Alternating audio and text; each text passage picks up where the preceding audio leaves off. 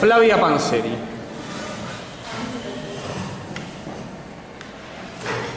Adelante. ¿Puede hacer una pequeña presentación, profe? ¿Sobre mí? Sí.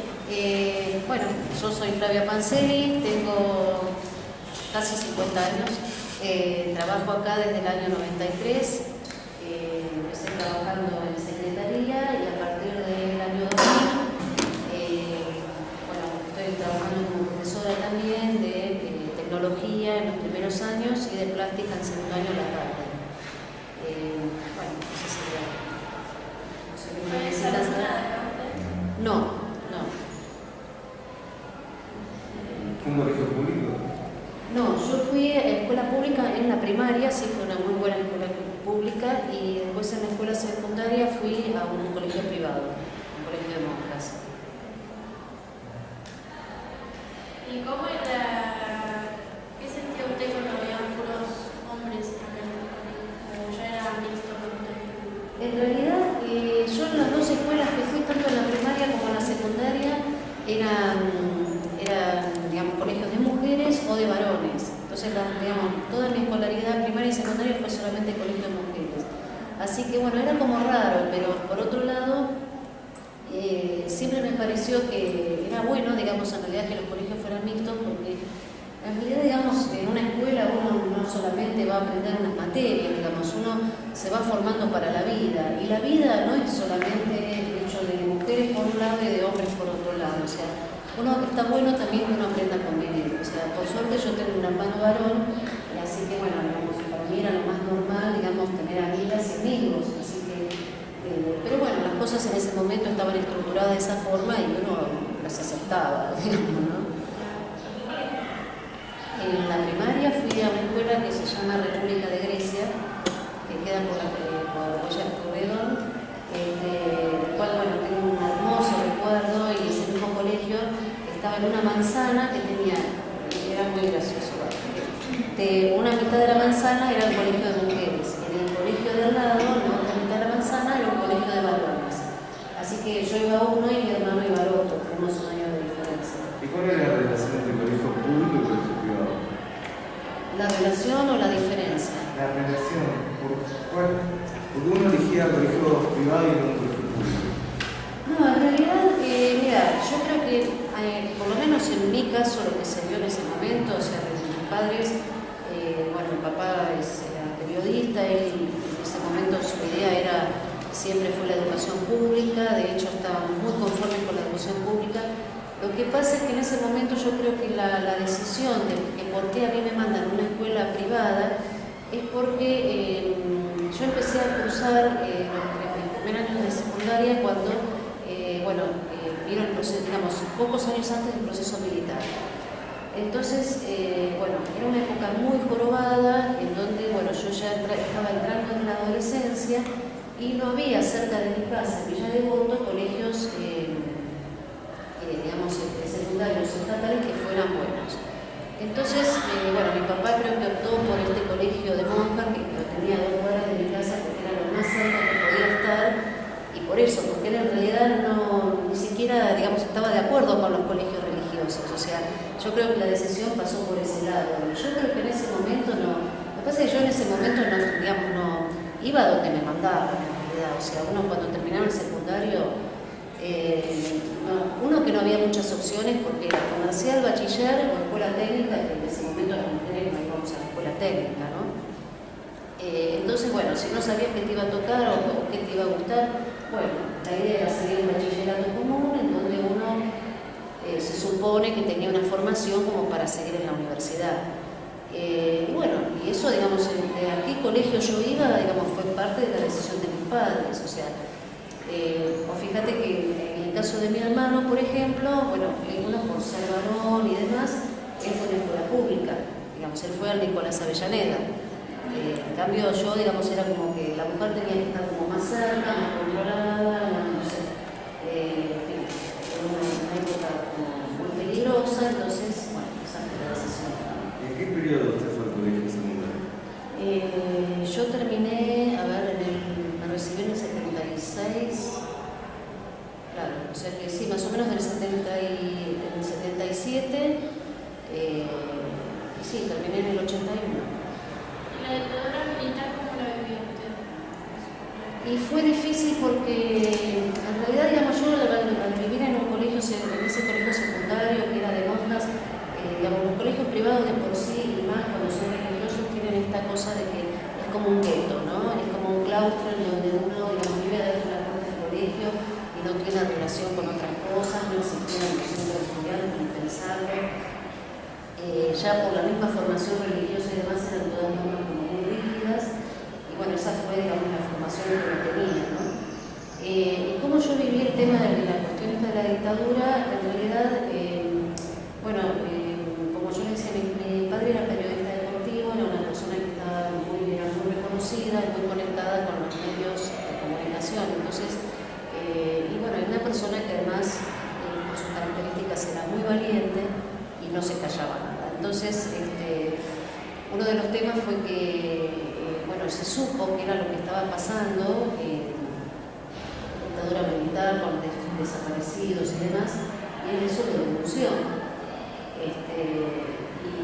A nosotros quizás nos mantenían como, si bien se hablaba, porque en mi casa siempre, digamos, se hablaban de todos los temas en la mesa familiar y demás, digamos, no es que nos hacían participar todo el tiempo de estas cosas, pero uno, digamos, escuchaba y eran cosas que te quedaban, ¿no? Esto de que cómo era posible que decían que había campos de concentración cuando se estaba organizando el Mundial del 78. A mí me parecía una cosa loquísima que existiera eso. Y bueno, eso fue, digamos, el recuerdo que yo tuve. Después, bueno, a nivel de la vida común de uno, como les digo, o sea, era una vida común de un adolescente, de ir al colegio, a hacer sus actividades. Había mucha limitación con el tema de salir de noche, o sea, si nosotros no salíamos muy de noche, y eran otras las costumbres de aquel momento, bueno, había que tener mucho cuidado, o sea, era como que no te podías mover en la calle, no podías no sé, ir a clubes y demás, o sea, las salidas eran de día, o en la casa de los amigos, el colegio, y bueno, para de contar, o sea, nosotros no vivimos persecuciones, pero digamos, se escuchaban y se conocían estas cosas, o sea, yo por ahí más que otros chicos, por el tema de que, bueno, mi papá estaba vinculado con gente que justamente el director del diario donde él trabaja, de uno de los diarios donde él trabajaba, que era el Día de la Plata, había sido secuestrado, que es el padre del actual ministro de Relaciones Exteriores, de Dr. Timerman. Así que bueno, eso fue una cosa que a mí también me quedó. Y después, bueno, cuando terminé prácticamente el secundario es cuando vuelve la democracia y bueno, empiezan a salir a la luz todas estas horrores de la dictadura. ¿Tuvo algún amigo, familiar o alguien cercano que haya desaparecido o estado con los militantes o algo así? No, yo una cosa que ahora por lo que decís me acuerdo, que bueno, mi papá vinieron como a apretarlo, digamos, por así decirlo. Una vez se presentaron en mi casa 3 militares y bueno, como para amenazarlo de que, bueno, él se tenía que callar la boca. Lo que pasa es que él, como no militaba, digamos, en ningún partido político, o sea, él siempre se definió como que no era político, entonces es como que no tenían cómo encasillarlo. O sea, si bien él no militaba en ningún partido político, pero denunciaba las cosas que pasaban, entonces era un tipo peligroso.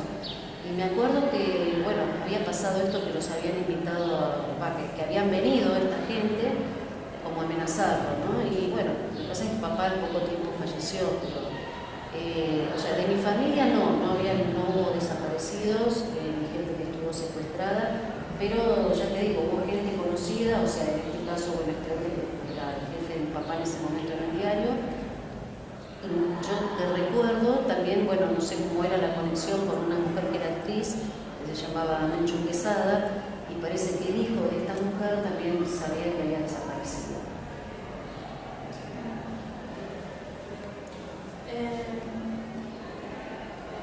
El tema del colegio, ¿preferís el colegio que era antes o el colegio para adolescentes? Yo creo que, digamos, el colegio, lo que tenía antes, digamos, yo creo que todas las cosas que todos los sistemas cosas positivas y sus cosas por ahí no tanto, ¿no? Yo creo que el colegio está en muchas cosas mucho mejor como para, no sé, para un estudiante que quiere estudiar ahora que como estaba antes, ¿no? Ya como le digo, desde el momento de las opciones, desde el tema de las normas. Yo creo que en ese momento, digamos, si bien es cierto que, digamos, que los jóvenes y todos, digamos, los que estamos en formación necesitamos tener límites claros, me parece que a veces las normas eran un poco como sin mucho sentido. O sea, yo creo que, no sé si muy rígido, poco rígido, pero me parece que todo tiene que tener un sentido.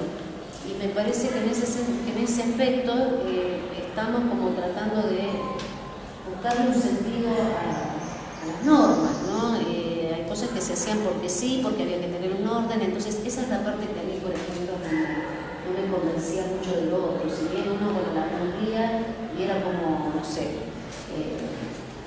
tenés que cumplirlo porque si no lo cumplís tenés una sanción, o sea, era como que era medio como el rigor, ¿no? Creo que en algún aspecto, ¿cómo? ¿Cuáles serán las reglas? ¿Cuáles serán? Las reglas. Las reglas. Las reglas. Bueno, yo creo que digamos las reglas en general que todo uno tiene que cumplir, el tema de, supongamos, el de llegar a horario, al colegio, el tema de la asistencia, porque si no quedabas libre, bueno, eso, digamos, lo digo bien en cierto sentido porque hay que tener una continuidad, atendiendo ciertas circunstancias, bueno, miles de circunstancias complejas en la vida de uno, en donde hay veces en donde no sé si uno tendría que estar contemplando solamente el número de faltas que tiene un alumno, sino contemplar la situación integral de uno. Uno puede tener una cantidad de faltas por diferentes motivos, ¿no? Bueno, yo creo que ahí es donde no hay. Sí. ¿Usted piensa que después de la vuelta a la democracia, el sistema educacional del colegio público siguió teniendo ese estilo conservador o cambió? ¿Fue diferente? No, yo creo que lo que pasa es que, digamos, la escuela secundaria en realidad tiene una estructura muy vieja en cuanto a la forma de dar clases, digamos, o sea, hay muchas cosas que se mantuvieron de esa época. En cuanto al tema de las normas, yo creo que, bueno, hubo como, no sé, digamos, hay cosas que todavía igualmente se mantienen, por eso es que en algunos aspectos todavía, y hoy en día estamos hablando con el tema de la nueva escuela, que otra de las cosas que tenemos que charlar es el tema de las normativas, o sea, todavía tenemos como un arrastre de esa época, ¿no? ¿Y cómo fue la llegada de la Villa 31? ¿Cómo fue la llegada? De la Villa 31. Acá.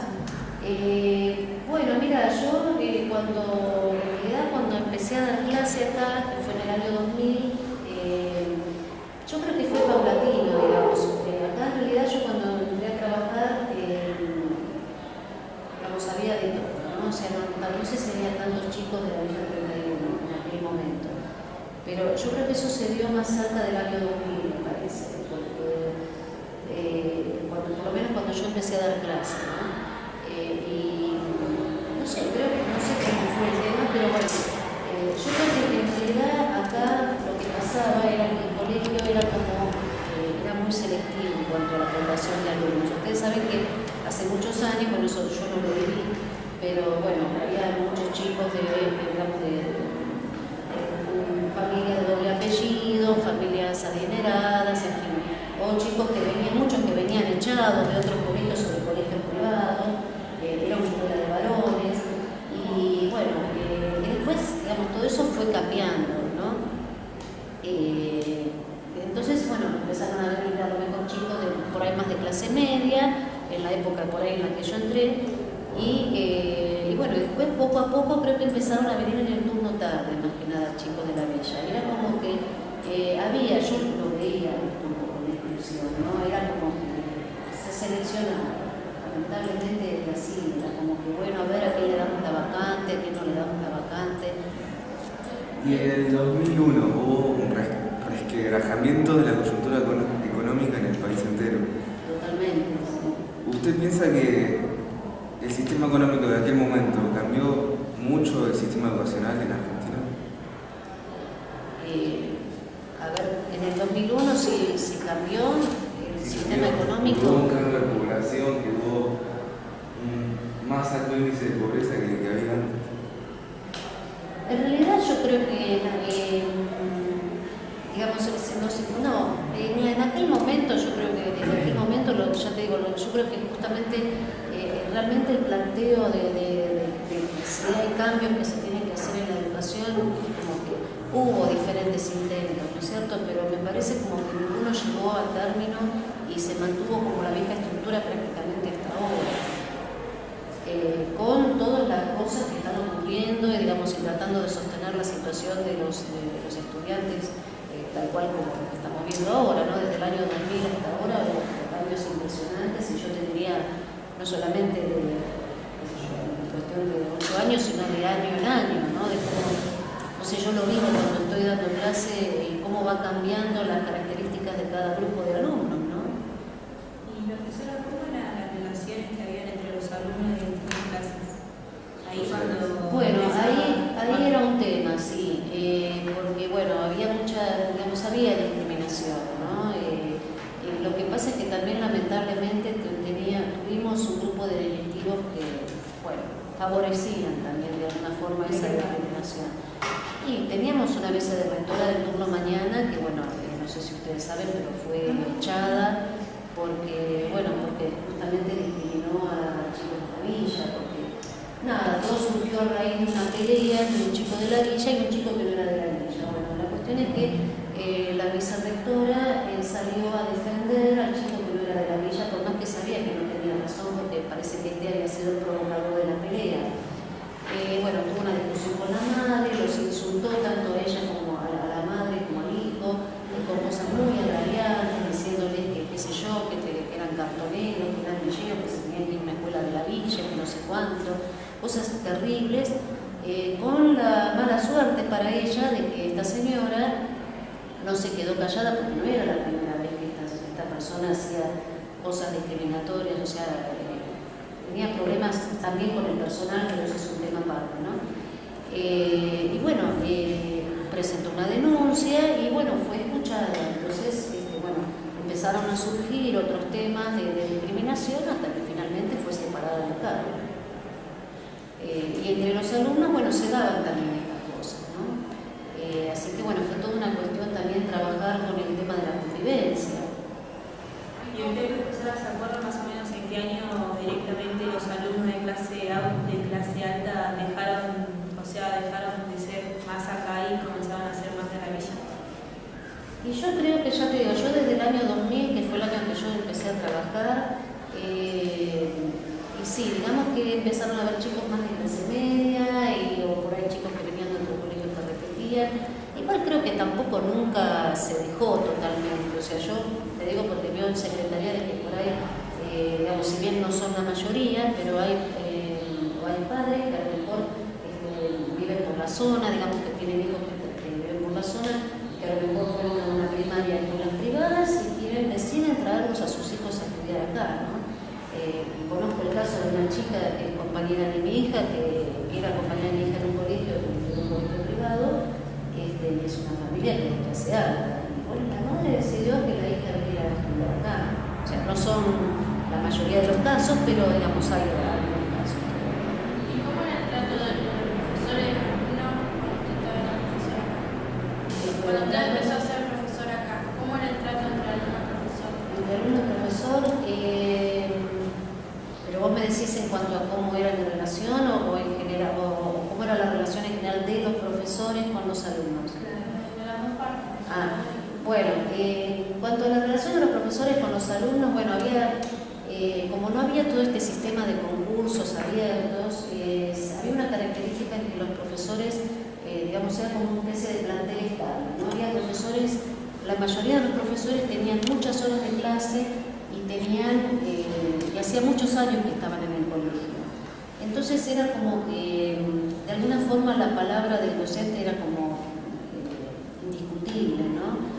Yo veía eso que muchas veces pasaba, que a veces los alumnos cuestionaban, no solamente una nota, sino una forma de dar clase, una forma de evaluar, el trato de un profesor hacia el alumno, que a lo mejor no le había parecido correcto, y a veces los vicerrectores o las autoridades salían a defender a los profesores y no se tomaban el trabajo realmente de, bueno,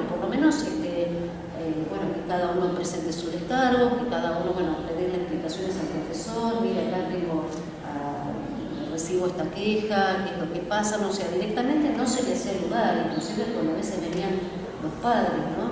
Y esas eran situaciones en donde muchas veces se daba lugar a cierta injusticia, ¿no? Porque, digamos, un alumno tiene el derecho de ser escuchado, no se le puede decir no, que está inventando cosas, ¿no?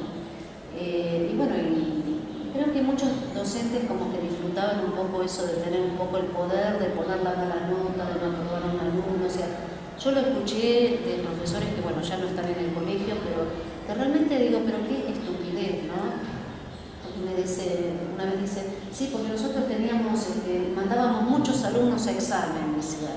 Y entonces llegaban las mesas de examen y eran mesas que eran interminables, que eran, no sé, como de 50 alumnos, y reprobado, y estábamos ahí tomando el té. A mí me pareció una cosa tan patética, ¿no? Porque digo, ¿cuál es el placer de desaprobar a un alumno? O sea, eso me parecía, no se dan cuenta que eso está hablando del fracaso de ellos como docentes, ¿no? Porque me parece, no es una situación como de querer sentirse poderoso por querer aplazar a un alumno, me parecía espantoso. Y bueno, yo creo que a partir de ese momento, digamos, cuando la cosa se empezó como a renovar, empezó a venir otro tipo de docentes, como que estuvieron como más, que escuchaban más a los alumnos. Por suerte se empezó a poner este tema de las tutorías también. Entonces, bueno, digamos, como que los alumnos creo que empezaron a tener como más voz con respecto a los docentes. Y hoy en día es una relación, creo que, no sé si con todos, pero creo como que es más cercana, como que es más de igual a igual, y eso me parece que está muy bueno. ¿Usted piensa que la escuela se adapta al alumno o el alumno se tiene que adaptar a la escuela? Hoy en día. Hoy en día, ¿cómo es la realidad o cómo debería ser? ¿Cómo tendría que ser para usted su opinión? ¿Cómo tendría que ser? No, ¿cómo es en realidad? ¿Cómo es en ¿Cómo realidad? usted piensa que debería ser? Yo creo, insisto con esto, ¿no? Yo creo que, digamos, la escuela tiene que ayornarse y tiene que adaptarse a los tiempos que van corriendo. O sea, lógicamente que un alumno, digamos, cuando entra a una institución se tiene que adaptar en el sentido de que, bueno, hay toda una cuestión de socialización, que bueno, todos los adolescentes están todavía en etapas de formación y creo que en ese sentido la adaptación es necesaria, porque uno se tiene que adaptar a un sistema, digamos, se tiene que adaptar a una serie de normas, se tiene que adaptar a un grupo de gente con la que va a trabajar. O sea, creo que la adaptación tiene que estar como en cualquier medio, como el día de mañana cuando uno va a trabajar. Lo cual no significa que tenga que aceptar a rajatabla todas las cosas que de alguna forma se imponen. Yo creo que también existe ese ida y vuelta que justamente la escuela necesita, de poder escuchar realmente la voz de los alumnos, ¿no? Realmente qué es lo que ellos sienten que están necesitando, qué es lo que ellos realmente sienten que no les satisface de la educación tal cual como está ahora. Entonces, en ese sentido me parece que el colegio tiene que también adaptarse a las nuevas poblaciones. O sea, yo creo que, como les decía antes, a mí me pasa todos los años que por ahí planifico una clase de determinada forma, un determinado programa de estudios, y cada grupo va cambiando. Yo no les diría de acá a 5 años del mundo se repite 5 veces, no sé, durante 5 años lo mismo. No, hay cosas que ya uno va desterrando porque te das cuenta que con este grupo no funciona esto.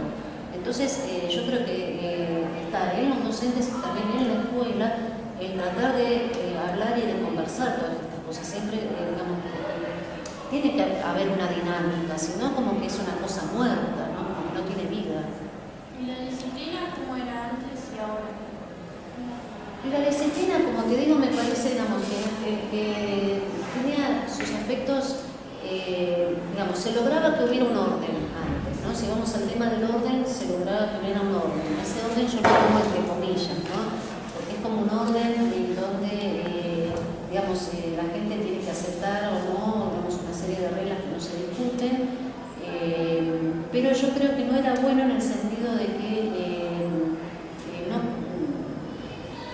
no tenía en cuenta realmente la realidad de cada alumno y muchas cosas eran como también muy expulsivos, porque yo a veces escucho decir, ¿no? Sí, porque en otra época, por las normas que teníamos que eran más estrictas, este tipo de cosas acá no pasaban, dicen, ¿no? Por ejemplo, gente que a lo mejor está ahora y de aquella época, ¿no? En donde estaba mucho más contenta porque no es que no pasaran estas cosas, sino como que los problemas se terminaban solucionando, como suspendiendo o dándole espacio o expulsando a un alumno. Yo creo que ese no es un sistema adecuado de normas. Yo creo que un sistema adecuado de normas tiene que ver como parte de más de una educación. O sea, yo creo que en este sentido un sistema de normas, bueno, tiene que haber cierto orden, por supuesto, pero no es solamente el orden lo que tenemos que tener en cuenta. Tenemos que tener en cuenta, digamos, una formación del comportamiento, una comprensión de la realidad de lo que cada uno le está pasando. O sea, si un chico reacciona de alguna forma o de alguna otra, no es únicamente agarrar y ver cuántas amonestaciones le pongo, si 5, si 20, si 4. O sea, me parece que eso es algo que no conduce a nada. Yo creo que hoy en día como están empezando a funcionar, por lo menos en esta escuela, el Consejo de Convivencia, que, bueno, tuve que participar en algunos, realmente como que a mí me satisface mucho más. Hemos tenido casos en que no o sea, porque cada caso es diferente. O sea, vos no podés tomar la misma decisión por ahí para un alumno que para el otro, tenés que conocer el caso del alumno, o sea, no podés tomar fríamente, bueno, hizo tal cosa, chao, 5 amonestaciones, hizo tal otra, chao. No, o sea, yo creo que hay que conocer todo el contexto, toda la situación y la realidad del alumno. Y hay veces que se han tomado resoluciones que a lo mejor en otro tiempo ni se hubieran pensado, digamos, un chico porque, no sé, hubiese consumido droga, era, no sé, tema de expulsión y punto. Y hoy en día yo creo que en ese sentido el colegio es como mucho más inclusivo y trata de ocuparse o de contener y de no, digamos, verlo por el lado de que, bueno, hay que sancionarlo, digamos. Un chico está consumiendo droga evidentemente porque está teniendo algún problema. O sea, hay que ver cuál es la causa por la cual este chico, digamos, tiene problemas de consumo. Y en todo caso creo que se deja mucho menos solo al alumno, que justamente es otro de los grandes problemas que tenemos, que la sociedad está dejando muy solos a los jóvenes. Entonces nosotros no podemos desentendernos de esa función. ¿Y alguna anécdota para contar, profe, tiene?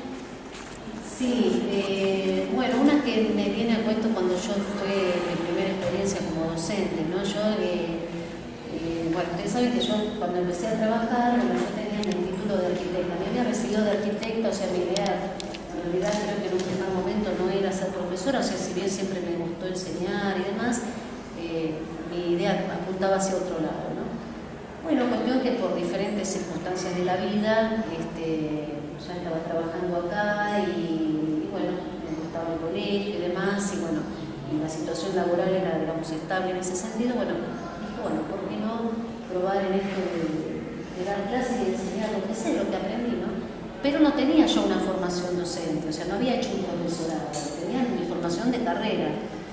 Y bueno, cuestión que empecé en el turno tarde, en el año 2000, con un grupo de alumnos que casualmente los llamaban, pobres chicos, los fronterizos, ¿no? Era terrible, los mismos directivos los llamaban los fronterizos, porque decían que eran sus primeras experiencias, como digamos, había problemas de población escolar. Entonces yo creo que un poco, respondiendo un poco a una pregunta que me habían hecho antes de cómo empezó a esto que empezó a surgir, que hubieran más chicos de la villa, yo creo que en parte se dio porque, bueno, empezó a haber como una cierta como deserción, digamos, de los alumnos por ahí de clases más acomodadas, y esta falta de vacantes, bueno, hizo que se tomara, digamos, ya no de gente, digamos, de la Villa 31, de otros lugares, o sea, como que ya no se podían dar tanto el lujo de estar seleccionados, sino que, bueno, en el aula, en las aulas había que tener alumnos.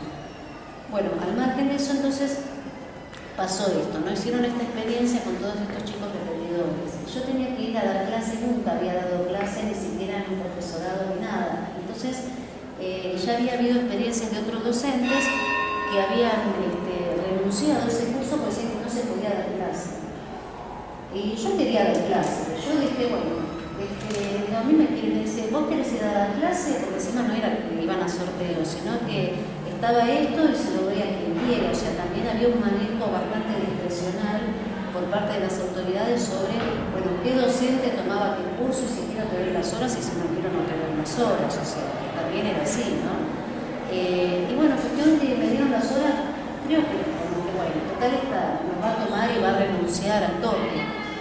Y la verdad que, bueno, yo salía, no sé, bordón, porque realmente era difícil dar clase en un primer momento, o sea, los chicos venían como muy desanimados. Y bueno, la cuestión es que nada, yo caí en la cuenta de que a mí, digamos, la situación de ellos empecé a interiorizarme por ellos, por lo que les pasaba, por cómo habían llegado al colegio, cómo se sentían y demás. Y a partir de empezar a tener esta relación como de empatía, a mí me removió un montón de cosas a nivel personal de mi propia adolescencia y a ellos también. Y la verdad es que tuvimos una relación muy cercana donde ellos me contaban sus cosas, muchas veces eran dramas y dramones fuertes y bueno, como por ahí me venían a visitar al laboratorio, porque yo estaba trabajando en el laboratorio para contarme sus cosas. O sea, fue una relación tan fuerte que se dio en ese momento y tan buena que realmente hubo un cambio en los chicos y es como que, bueno, ellos pudieron terminar bien ese año y si bien por ahí se llevaron algunas materias y todo, bueno, la mayoría pasó de año y la verdad que para mí, o sea, yo es lo que les dije a ellos, ¿no? Ustedes vienen acá para aprender, pero yo también vengo acá para aprender. Y yo creo que fue, por lo menos yo estaba aprendiendo, o sea, yo no sabía nada de la docencia. Y yo creo que esa fue como la mejor clase de pedagogía que pude haber tenido, más allá de que después es el profesorado. Esa fue como la mejor clase de pedagogía que pude haber tenido. Bueno, muchas gracias, Flavio.